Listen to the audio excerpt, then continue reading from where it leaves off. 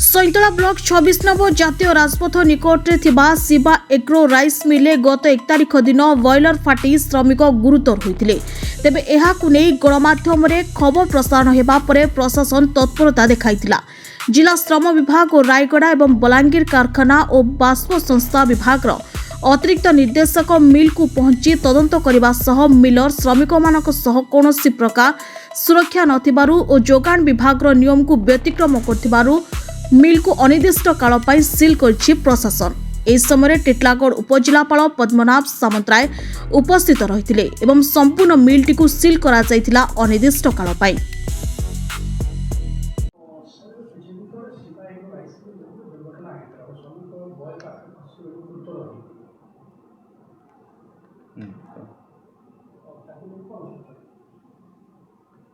नहीं से विषय तो आपंकर लेबर डिपार्टमेंट एवं फैक्ट्रीज एंड बॉयलर्स डिपार्टमेंट एवं आमर टिटलागढ़ प्रशासन से इनक्वारी कर तार एक्शन से जहाँ ने आम पाखे सेमती किसी ना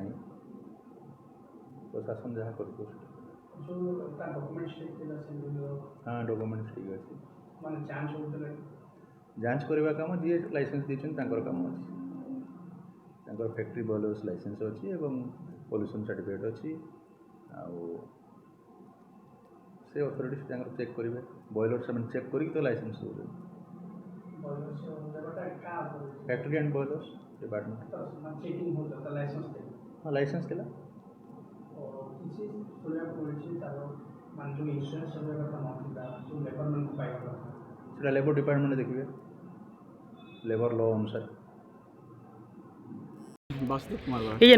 बाबा से धान मेर काम करते हैं 5-6 बरस हेलान आ से भांगी गला बेले पड़ी गली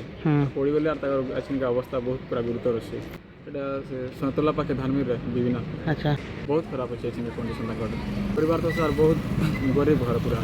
दिन तक बसी रहे सर से दिन तक क्षतिपूरण देवे दिन तक क्षतिपूरण देवे से दिन तक बसी रहे अच्छा नहीं हम तो जैसे किसी नहीं जानवा बाकी से ऊपर चढ़ी थी पड़ी गले बोलते जोगाजोग नहीं वर्षा रिसीव नहीं कवार फोन अच्छा। टिटलागढ़ ओडिशा ब्यूरो मुख्य संतोष कुमार पट्टनायक बलांगीर जिला प्रतिनिधि मुनागढ़ रिपोर्ट श्रीक्षेत्र लाइव।